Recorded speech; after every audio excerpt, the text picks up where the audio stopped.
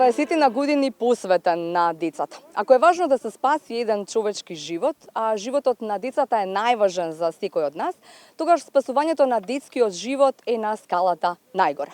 Тој посветено години наназад спасува детски животи. Во последниве години особено добро му оди со спасување на детски срца. Неговото име е доктор Владимир Чадиковски, специјалист по детска хирургија. Доктор Чадиковски, како и кога почна се или кога падна изборот медицината да биде ваша животна определба? Искрено сум заборел веќе.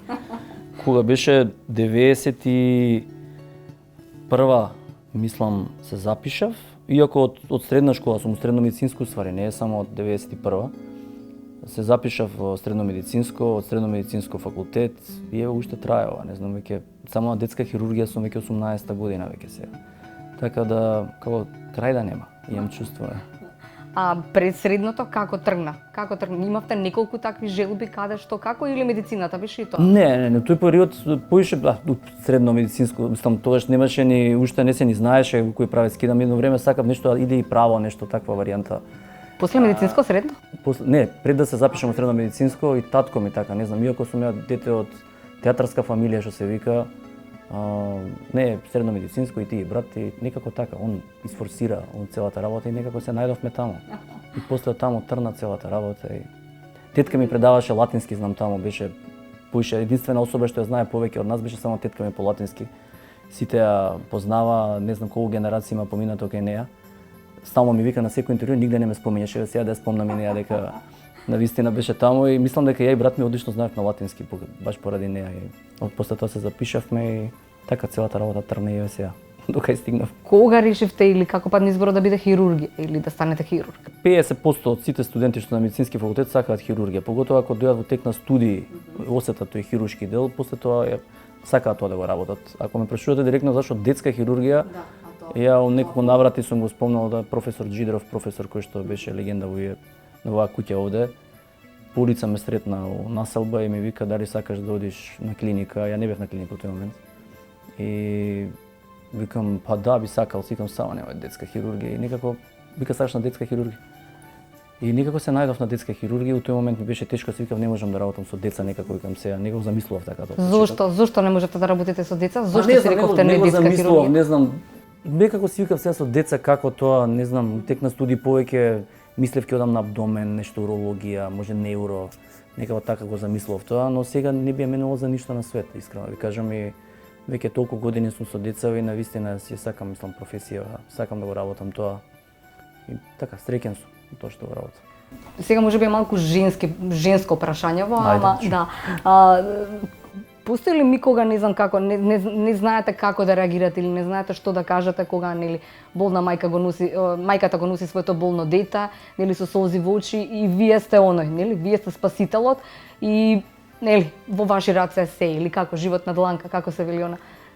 Дали постои миг кога не знам, не издржувате, пуштате солза, имало ли таков момент? Се зависи од дијагнозата, значи во детска хирургија има огромен број на диапазонот на заболување е огромен.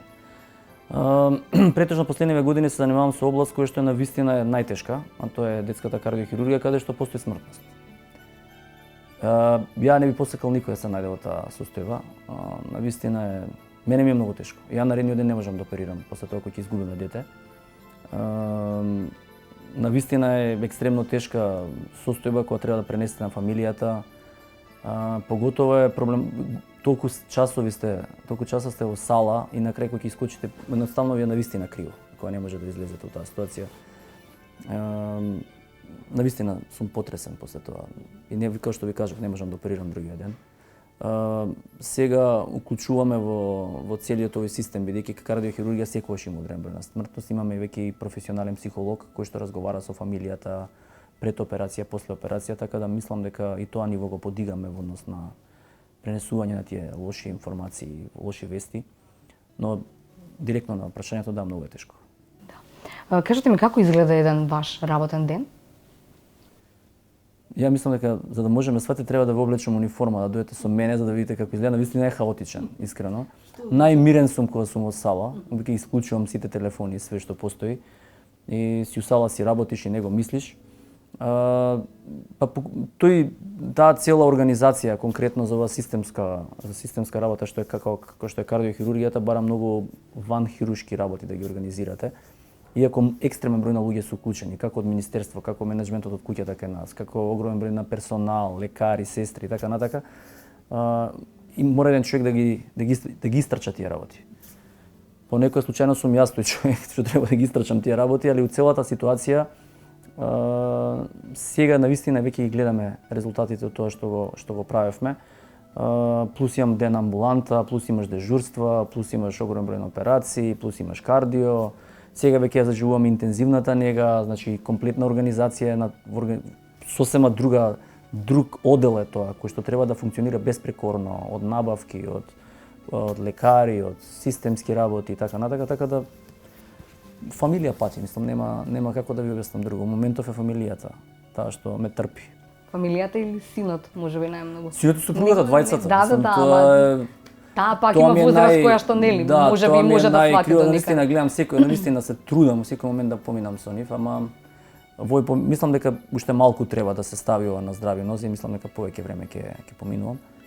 Али колку часа се на работа? Имаше колешка од Београд што ми е Мила Стаевиќ, професорката која што работиме сега заедно, она е детски кардиохирург, у светот се негде околу 3 до 5%.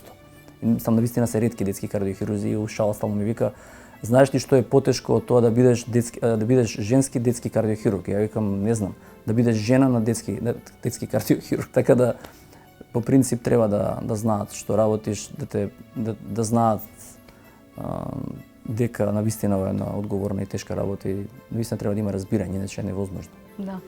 Адреналин е оној кој што веројатно и ве носи или на сите нами или на некој што ги бираат вакви професии или го има секогаш. Кој е адреналинот кој што најмногу ви се допаѓа? Исходот добар, потоа се... Па да, исполнети се апсолутно. Например, поготово кардио е операција кај што не може да се опуштите ни секунда. Значи од моментот кој ќе одрезот на кожа кој ќе направи до да затворите, вие сте стрес. Тоа е позитивен стрес. Мислам, тоа не е стрес кој што веќе долго години сум во хирургија и е навистина онака ви исполнува. Кој ќе завршите таа работа, од ретките професии кои ќе идете дома, кој ќе легнете, знаете што сте направиле. Значи има исход од таа цела приказна, кој ќе легнете, викате, знам, ова дете е живо ради нас, ради тимот, ради екипата, ради. И некако онака баш сте исполнети од целата работа и ви кажав и на почетокот, например, не би ја менувал за ништо, али овој предизвик со кардио навистина е онака баш ви исполнува. Трансплантација на црн дроб беше нешто што ви исполнуваше години наназад или не? Трансплантацијата ми е криво дека не ми е до крај остварена приказна, а вложив многу искрено. Од кога у моментот кога се прекина целата варијанта, ние имавме едно дете трансплантиравме за црн дроб. Тоа беше исто состојба која што едно од состојбите кои што навистина ме вознемири, бидејќи тоа дете беше мало, новородено, прекрасни родители. Мајката беше донор, тоа е тоа? Мајката беше донор и тоа мајката имаше тогаш некои, не знам, 18, 19, 20 години дали имаше жената. И мислам тогаш баш онака постресителна мајка на таа возраст. Јас на 20 години што викам дедо ми уште преку улица ме носеше да легнеш да даеш орган за детево, значи навистина тоа само мајка може. Многу години поминав у Брисел, отворивме фондација, напишавме закон, книги. И фондацијата затворивме бидејќи постигнавме целта. Веќе трансплантацијата стана како еден главен проект на владава. Тоа ни беше идејата. И бараше многу ангажман. Ја никад не сум се бавил со невладени организации. И тоа е баш као фирма, треба да се посветите на тоа. Нас концепцијата ни беше да се подигне свеста за да можеме да ги направиме, да се развие тој тип на операции. Ја направивме операцијата со екипата од Меркур од Загреб. Траеше операцијата цел ден, не се ни сеќам, 15-20 сати. Појавам цел ден, од Сабајле кога влеговме, не знам, вечерта излеговме. Операцијата помина добро, детето беше некои 4 килограми, значи најлошо да започнете проект со нешто што е навистина на некој начин екстремно тешко, значи да го извадите тоа дете. И ние имаше екипа огромна овде, дење ноќе, ја мислам 20 дена не отидов дома. Излеговме скоро како победници, имавме фотографија од тоа дете, мајката почна да го храни тоа дете. И бевме спремни буквално после, не знам, месец, 40 дена да излеземе, детето си оди дома. Вирус, мислам, тие се вируси, цитомегаловируси кои што се најопасни кај овој тип на трансплантација, воопшто и на бубрези, на црн дроб, која се, ради тоа што давате терапија да ја да ги супримирате, да ги намалите антителата, да го напаѓаат органот, а од друга страна го слабувате организмот. И кога ќе дојде вирусот, кој што јас и вие можеме да го прележиме без никаков проблем, кај тие деца е проблем. Значи мора да намалите терапијата за да се одбрани организмот од вирусот, ама од друга страна органот се губи.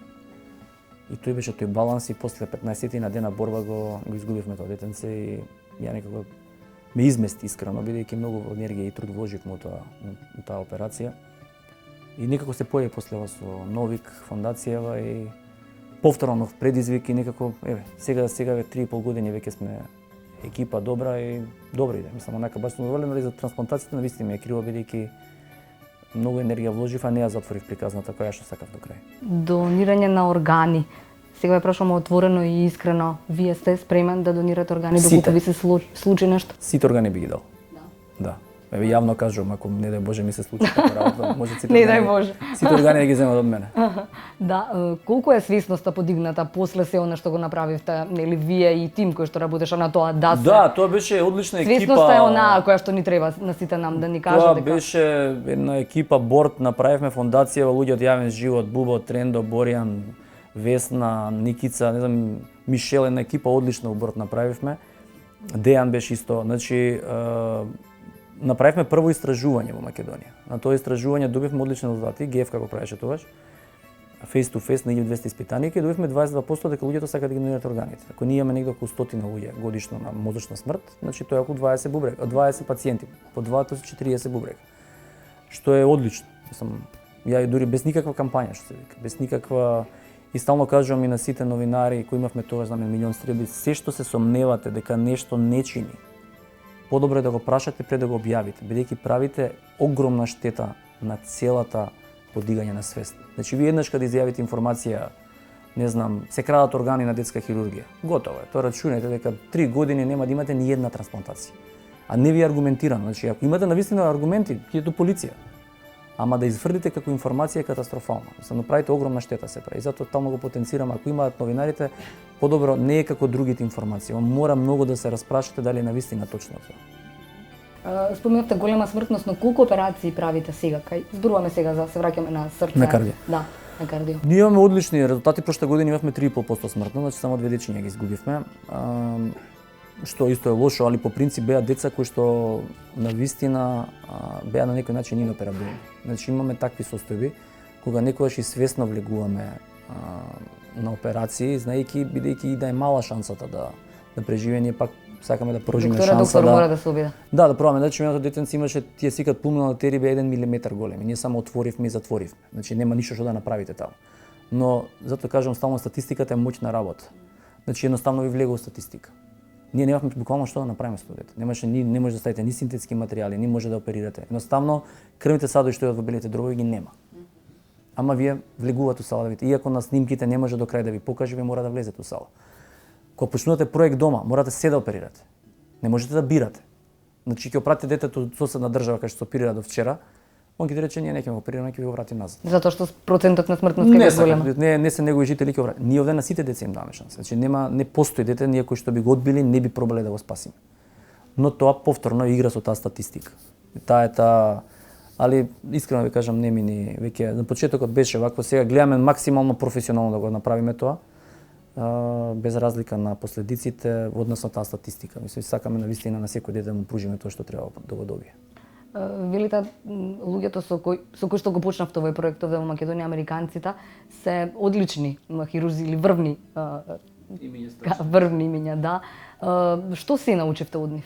Што се ве научија или дали или до крај, нели зборуваме сега за суета, веројатно таму нема суета, тоа се светски имиња, но што се може да се украде како велат од занаето, сепак се е занаето во особено. Па не, знаете како они во еден збор ќе кажам, они најзапрепастени што вика кај вас вика вие доживувате емоционална револуција. Значи ако јас и вие се нешто расправаме стручно, ние стануваме непријатели. Смртни. Значи ние се мрзиме. Не правиме муабет, не се гледаме. Они вие не знаете, значи ние кога почнеме, они така се расправаат, меѓутоа попладне седнуваат и пиво пијат. Значи како ништо да не се случило. Кај нас е тоа, значи една забелешка да има што е готово. Мислам тоа е не се гледаме смрт, тоа е готово, нема дискусија и така натак. Значи буквално донесува професионализам. Значи тоа е мене што ми се донесува систем. Вика ова треба да го направите за 3 до 5 години, ова, ние ќе ви кажеме како да го направите тоа. И до сега на вистина тимот се оформува, еве ви кажам интензивната се проработува, значи на вистина кој што кажа, бара време, значи не може да го направите преку ноќ ова. Какви се како луѓе или какви се надвор од операцијата овие двајца американци врвни хирурзи? Комплетно се различни. Едниот е Марсело е потекло од Буенос Ајрес. Вионет многу сличен на нас, а Бил Новик е од Мемфис, типичен американец, мислам безчувствителен од аспект на професионализам, али вака е другарчина, мислам стварно е на двајцата се мислам прекрасни луѓе, мислам Марсело ко брат ми е станат веќе, мислам не сме веќе и куќни пријатели. Целата кардиохирургија е добрата опција што они ви носат апгрейд, ви носат надоградување на целиот систем. Да го подигаат нивото на целата нивото на мислење на сите оние кои што се дел од систематизацијата, да, како да кажем, или системското решение на се. Ние ви кажам, навистина е еден извареден проект и за државата бенефит, и за тимот, и за луѓето, и за децата пред се. Спрема мене мислам дека еден од подобрите онакви стручни проекти во држава направени до се. И мислам дека без разлика на се, мислам дека е навистина еден одличен проект. Америка, зошто баш Америка? Зашто баш Америка? Да се омилена. А зашто ми баш Америка омилена? Не, Њујорк ми е омилен. За Америка не би кажал, иначе за Њујорк е омилен. Иначе Америка 4 пати бев, али Њујорк ми е омилен, не знам. Иако некои викаат кога зборам со Бил и со Марсело, вика друга кој ќе опоминеш туристички друга да го живееш таму, вика лудило да го живееш, али ја го обожавам, некако ми се свиѓа. Сега бев во Вашингтон, се вратив. Баш е онака, ја што викам, тоа што го спомнав и преска, тој систем ми се свиѓа, како функционира. Раш аури има од 7:30 навечер. Значи баш мислам дека убедливо, не мислам дека нема луѓе што работат повеќе. Ќе праша зашто Америка е таму, баш затоа. Значи 8 сати им завршува работно време. Доктори специјализанти на медицина идат, стануваат од 4 се на работа, у 5 ја прават прва визита, у 6 сат се влега у сала. И у 10 вечер си одат дома. И саботи. И тоа така изгледа наредните години. Одмори немаат. Мислам тоа е навистина еден систем кој што мислам дека треба да си американец тоа да го свариш, викам ја во глава. Иначе секој друг вака од страна кога гледа си каже не, ова е невозможно. Да, не можеме да зборуваме дека би посакале да одите таму и не, Америка, да направите не само тоа, не, Америка е комплицирана од аспекти на лиценцирање и на во Америка може да отидете само да гледате, значи не можете ништо да фатите додека не добиете лиценца прво основна за медицински факултет, па после тоа специализација, специализација, така да е затворен системот, бидејќи Америка на водници ја напаѓа цел свет за да работат, така да ако не го заштитат тој систем, колку и да сте вие добар, они не можат да не може да го разбиете системот. Марсело се знам кога се требаше да се запосли во нова болница, го зима како началник во Вашингтон, он мораше сите дипломи да ги даде од поново, иако беше началник во Џо Хопкинс и Мериленд, значи без разлика, значи тоа пак си иде на проверки, со месеци трае, значи тоа е баш таков затворен систем. Направивте услови кои што се одлични за малите пациенти, што е она што вам ви фали како доктор, што е следно за добравање, за долу? Што ми фали? Ја по принцип сакам овој пат стварно да ја завршам приказната како што треба, да ја земам таа специализација, да се оформи тој тим кој што веќе толку време работи заедно, да бидеме покриени на секоја позиција со по двајца, да не зависи само од мене, да речам јас ја водам и да пропадне цел систем. Значи тоа не ми е воопште целта, не сум таков човек прво. Целата работа е да приоритетно што ќе биде наредниве години дека од кога започна проектот многу работи ги согледувате, претходно не ни знаете. Преко преска што ви спомнав, ние по сите од Светска здравствена организација, ние по сите проценти кои што треба да ги имаме, ние треба да имаме негде околу 150 операции годишно за оперирање на деца. 148 поточно. Ние оперираме 70. Пола. Каде се другите деца? Умираат. Значи ние мораме да ги откриеме и во текот на бременоста и постоперативно да се откријат тие аномалии, за да можеме да ги изгрижиме тие деца. Ама тоа не е возможно да го направите ако немате проект дома. Ако вие тоа дома не го правите, кој ќе знае, кој ќе се заангажира за тоа? Че тоа не е се приоритетно и со министрот разговаравме да сега во секоја гинекологија, во секој место каде што се пораѓа здравствено дом, да се прават посебни протоколи, секој дете да се проверува соодветно да видиме дали има срцева мана или нема срцева мана. Дали треба оперативно да се реши, дали не треба да се реши.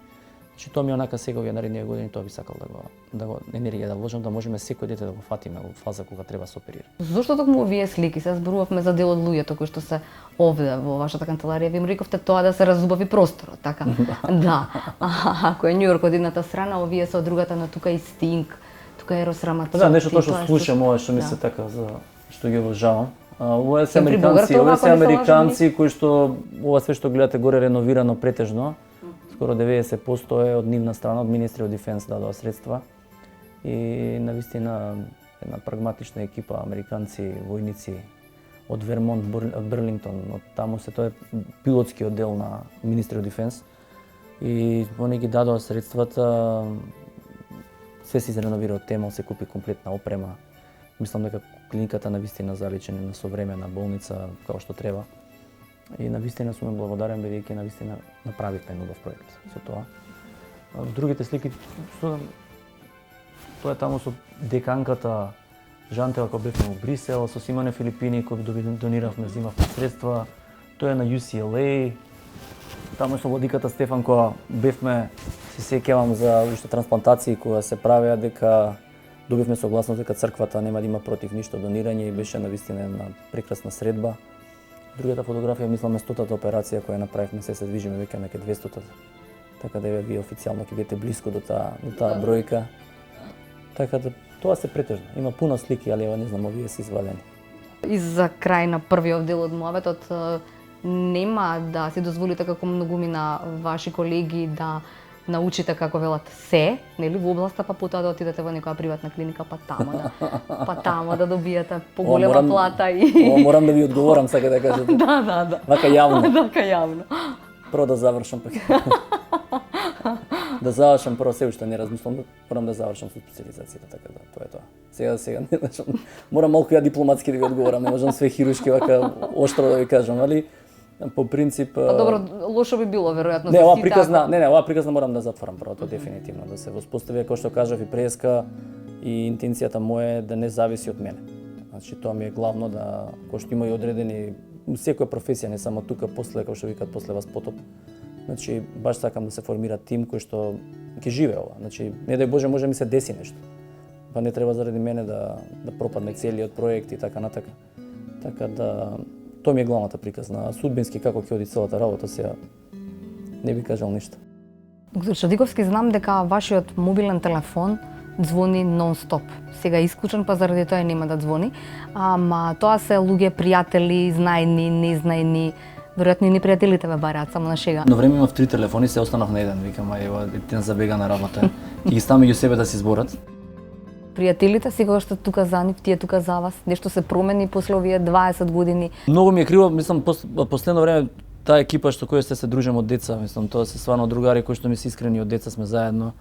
И плюс на друга екипа на другари со кои што и пријатели кои што се дружиме фамилиарно.